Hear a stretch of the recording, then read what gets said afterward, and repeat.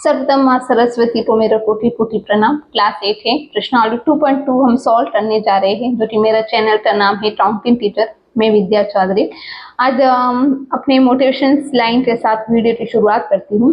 तो motivation line है कि जिंदगी के सफर में धूप भी जरूरी है, कि जिंदगी के सफर में धूप भी जरूरी है, वरना छाव में हम सोते ही रहते हैं, वरना छाव में हम धूप से मतलब ये कठिनाइयां है, संघर्ष है, मेहनत है, जो भी हमें ऐसा लगता है कि बहुत हार्ड है, वो यहाँ धूप है। जिंदगी में के सफर में धूप भी बहुत जरूरी है, वरना छाव में हम सोते ही रहते। अगर इंसान किसी कोई ड्रीम है, अगर आप उसे पूरा करना है, जब तक आपकी कठिनाई नहीं आएगी आप मंजिल को नहीं पा सकते। तो कठिनाइयां भी जरूरी है। कठिनाइयां जो आती है इंसान को और मजबूत करती है। तो कठिनाइयों से घबराना नहीं और आपको जी जान से मेहनत करके अपने ड्रीम को पूरा करना, वरना छाव में हम सोते ही रहते। वरना सर्वगुण संपन्न हमारे पास जिंदगी होती तो इंसान किसी चीज को चाहने की या उसे प्राप्त करने की चाह नहीं होती। हालात को बदलने के लिए ड्रीम होना जरूरी है, ड्रीम को पूरा करने के लिए मेहनत होना बहुत जरूरी है। तो आपको हमेशा ये लाइंस को याद रखना है, जी जान से मेहनत करना है। 7 वाला क्वेश्चन आज हम सॉल्व करेंगे। 6 वाला क्वेश्चन इसके पहले वाले वीडियो में आप मेरे प्लेलिस्ट में जाकर वहां से देख सकते हैं। कुछ भी डाउट हो तो आप मुझे कमेंट कर सकते हैं। इसे आओ से विधि पूर्वक जब हम सॉल्व करते हैं तो सबसे पहले आपको क्वेश्चन को एक बार लिख देना है। t बराबर 5 t प्लस 8। सबसे पहले हम क्या करेंगे, इस कोष्टक को हम खोलेंगे और कोष्टक को खोलने के लिए हमें क्या करना पड़ेगा, ये जो 3 है पूरे कोष्टक के साथ में गुना है, 5 इस पूरे के साथ में गुना है। तो चलो हम करते हैं, 3 को t से गुना किया तो 3 t, ये प्लस में है और ये माइनस में, तो माइनस 3 को 3 से गुना किया 9 बराबर 5 को 2 से गुना किया 10 t प्लस और 5 को 8 से गुना किया तो 5। ओके, यहाँ तक आपको समझ में आ गया। अब t को हम t की तरफ लाते हैं, मतलब कुल मिलाकर हम पक्षांतरण करते हैं। 3t minus 10t। देखो ये जो 10t था वो इस तरफ आ गया, ये प्लस में था तो माइनस में हो गया, बराबर 5 तो जहाँ था वही। अब हमें ध्यान देना, ये माइनस जो 9 था वो इस तरफ आ जाएगा तो क्या हो जाएगा, ये हो जाएगा प्लस में।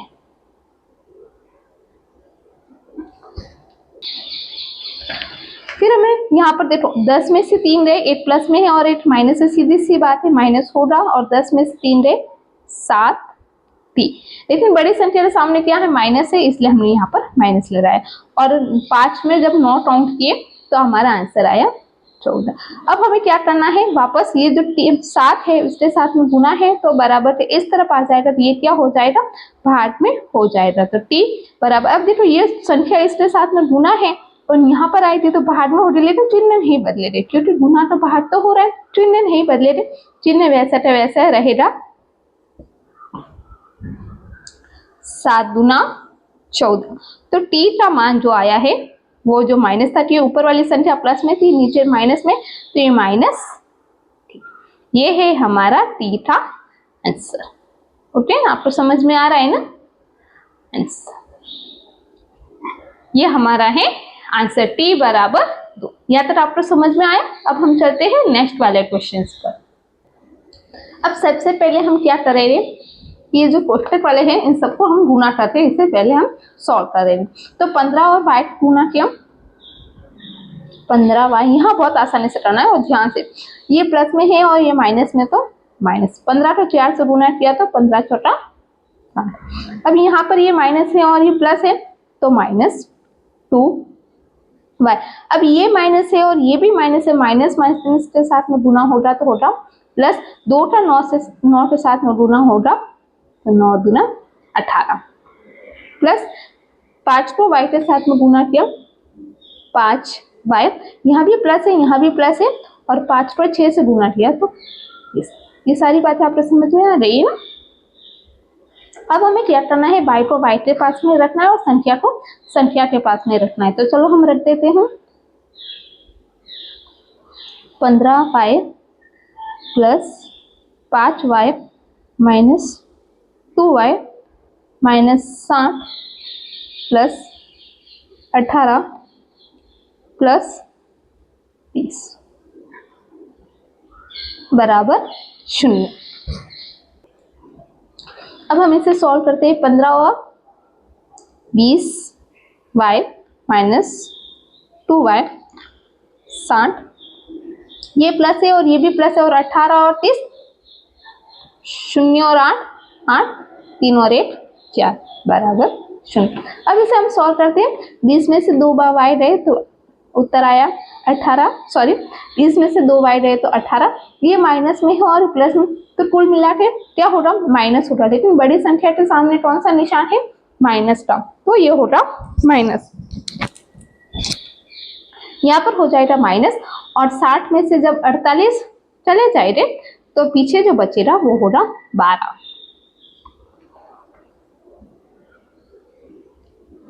बराबर शून्य।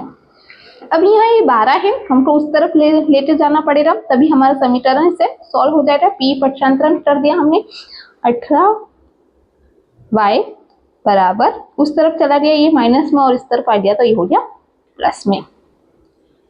y जो था 18 के साथ में गुना था, तो 12/18। अब ये दोनों संख्या किस पहाड़े में आती है, 6 के पहाड़े में आती है।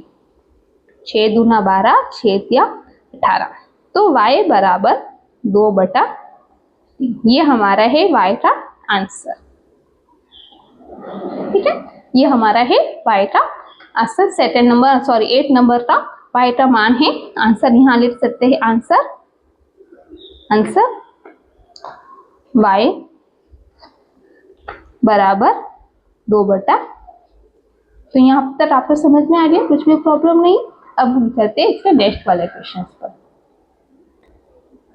अब हम 9 वाला क्वेश्चन करेंगे। क्वेश्चन को हमने दोबारा लिखा, ये जितने कोष्टक दिए रहे सबसे पहले हम इसे खोलते हैं, फिर हम पक्षांतरण करेंगे। चलो इस यहाँ पर बहुत ध्यान दे दो, 3 ये प्लस है और प्लस है, कुछ नहीं करना, प्लस प्लस 5 तरी 15 जेड, ये प्लस में और ये माइनस में, तो माइनस 7 तरी 21।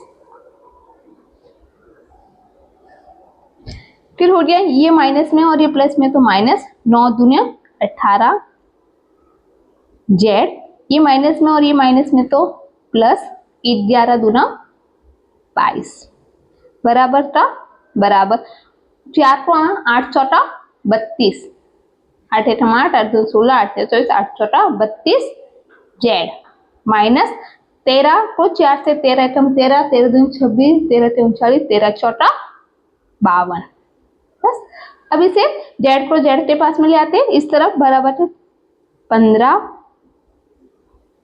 जेड माइनस 18 जेड, संख्या को इस तरफ माइनस 21 प्लस 22 बराबर, इस तरफ जब देखते हैं तो 32 जेड, ये भी माइनस में और ये भी माइनस में, तो माइनस माइनस प्लस हो जाता है, 2 और 7 9, 5 और 1 6।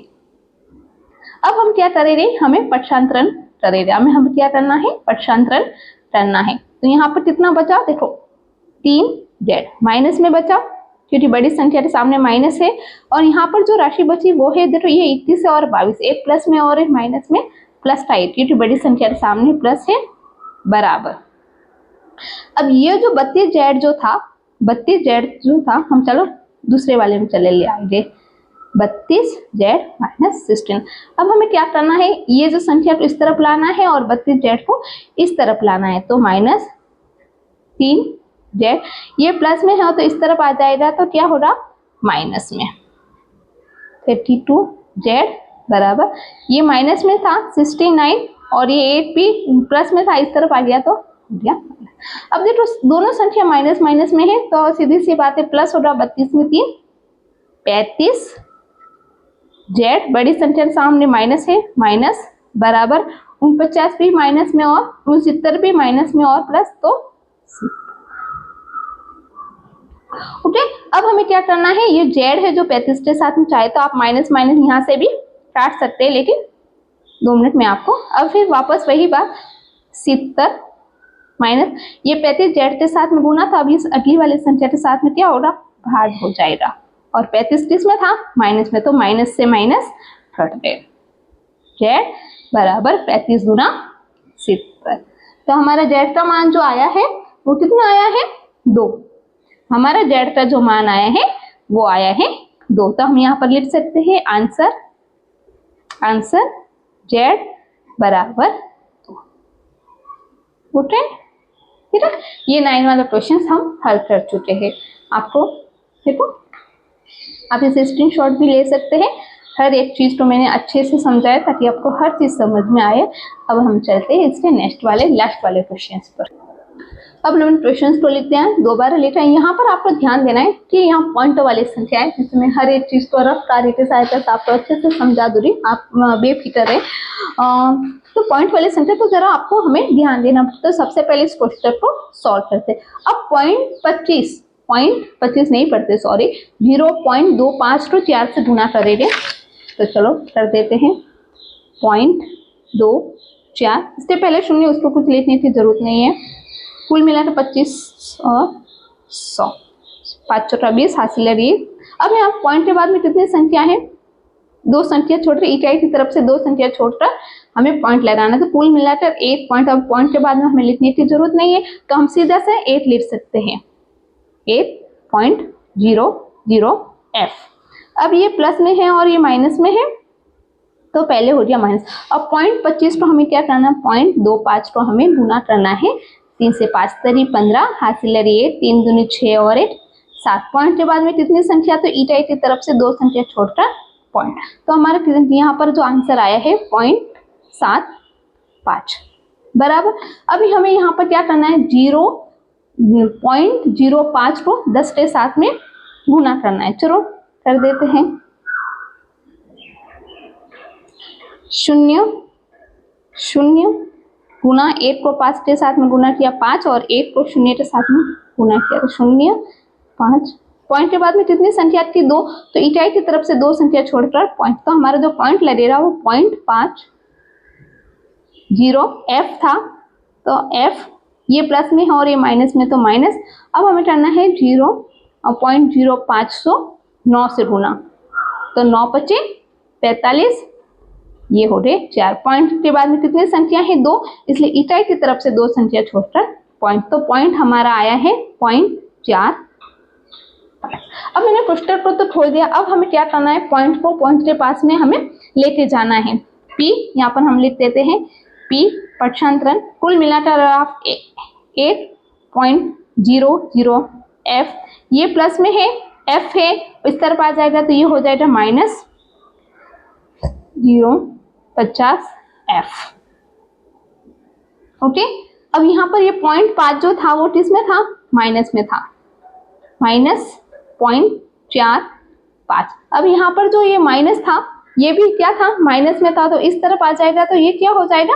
ये हो जाएगा प्लस में। तो ये हो जाएगा प्लस में 0.75। अब हमें क्या बताया है? 8 में से हमें 0.50 को 0.50 को माइनस करना है।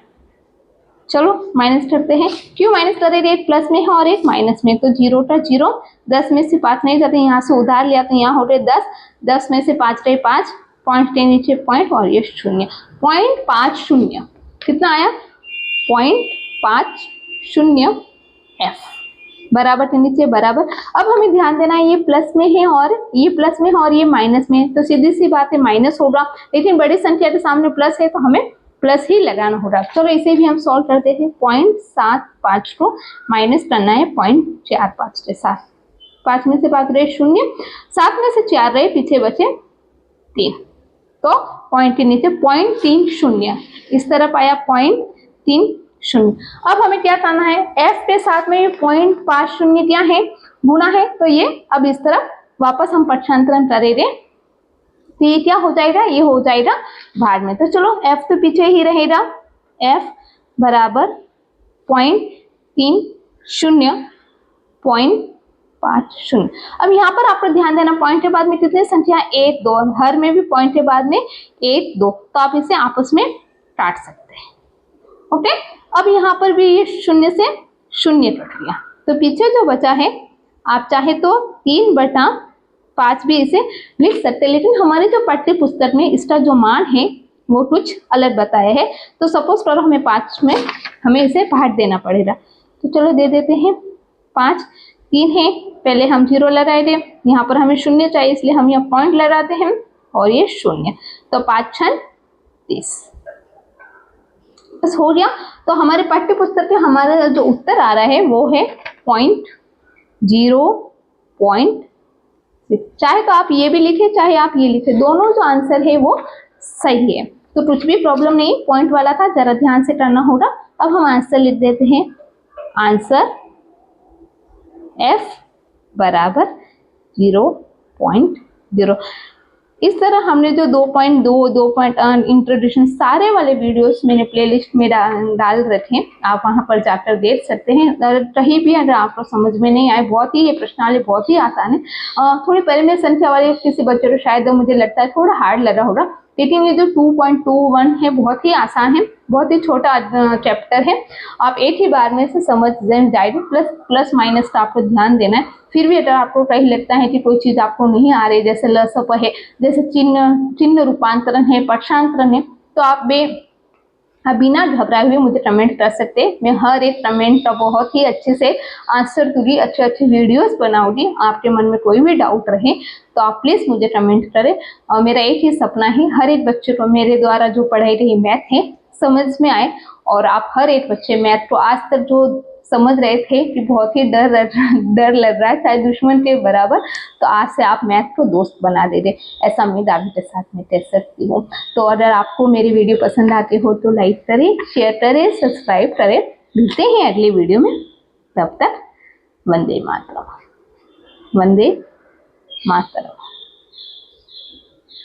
Thank you.